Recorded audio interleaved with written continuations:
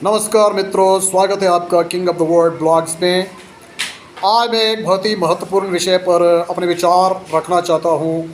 जैसा कि आप देखते हैं, लेटेस्ट कंट्रोवर्सी राइज की है। धर्मगुरुओं के बीच में भी आए दिन आपको मतभेद, कन्फ्लिक्ट देखने को नज़र आते हैं। जो लोग खुद को आध्यात्मिक पथ प्रदर्शक बनते हैं, उनके विचार खुद एक आम आदमी की तरह हैं और वो खुद को गुरु कहते हैं। गुरु शब्द बहुत ऊंचा है।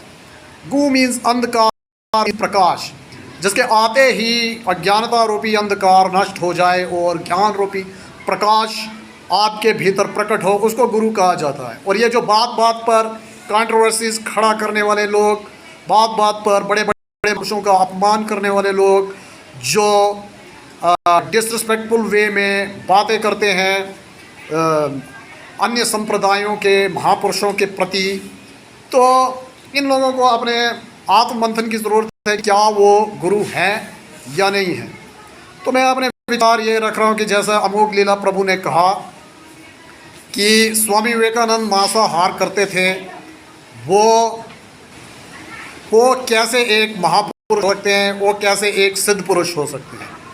तो मैं उनसे पूछना चाहूँगा, अगर मांसाहार करने वाला व्यक्ति सिद्ध पुरुष नहीं हो सकता है, धर्मगुरु नहीं हो सकता है, तो बात बात पे गाली देने वाला व्यक्ति सिद्ध पुरुष कैसे हो सकता है, धर्मगुरु कैसे हो सकता है। और मैं क्लियर करना चाहता हूँ, इस्कॉन के फाउंडर जो थे श्रील प्रभुपाद, उनका हर तीसरा वर्ड रास्कल होता था और बात बात में रास्कल रास्कल शब्द का इस्तेमाल करते थे।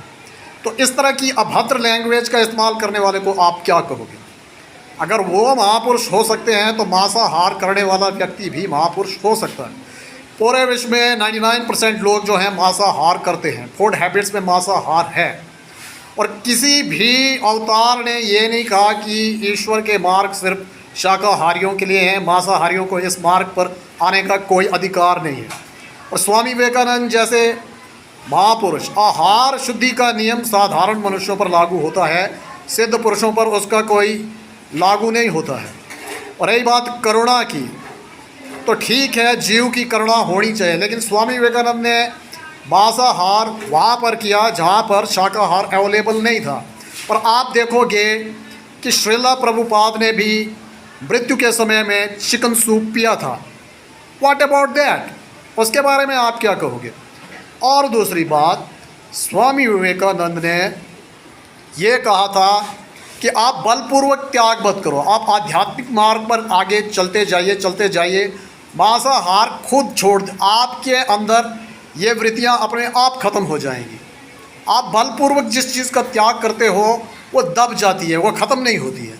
लेकिन जो धीरे धीरे आध्यात्मिक पथ पर आगे बढ़ने से वृत्तियां जब अपने आप ख़त्म हो जाती हैं तो मनुष्य शुद्ध सत्वगुण को प्राप्त होता है। तो स्वामी विवेकानंद ने ये कहा है, आप ज़बरदस्ती का त्याग मत करो, धीरे धीरे ये चीज़ें तुम्हें खुद छोड़ देंगी। प्रकृति तुम्हारा त्याग कर देगी, प्रकृति के अवगुण तुम्हारा स्वयं त्याग कर देगी, तुम्हारे भीतर से ये अवगुण नष्ट हो जाएंगे।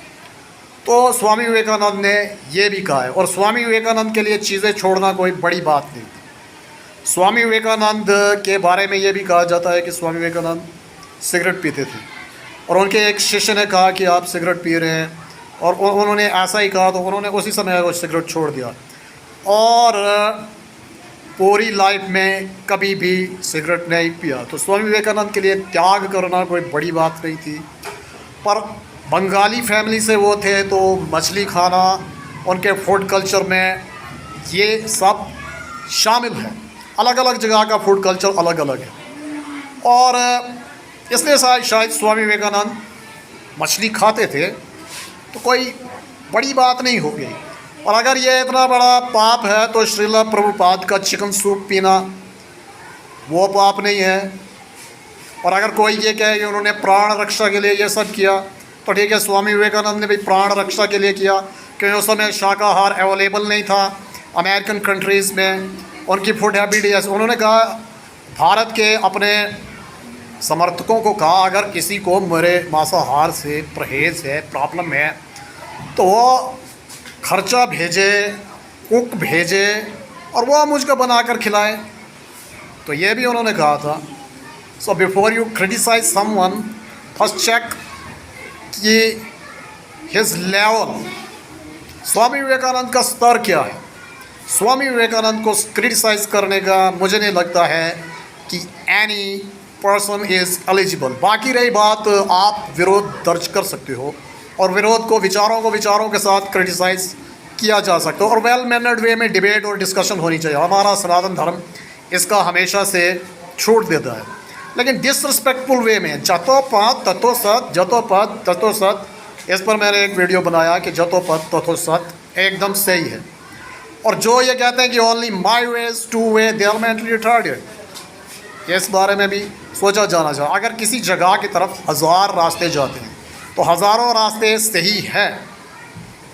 अब अगर कोई मनमानी डायरेक्शन में जाए, जो रास्ते सिद्धों ने सही कहे हैं, योगियों ने सही कहे हैं, तो सब के सब सही हैं। जिन रास्तों से ब्रह्मज्ञानी महापुरुष प्रकट हुए हैं तो सारे रास्ते सही हैं। अगर कोई ये कहे कि सिर्फ वैष्णव मार्ग ही ईश्वर तक जाता है, शाक्त नहीं जाता है, शैव मार्ग नहीं जाता है, तो वो अंधकार में है। That's it.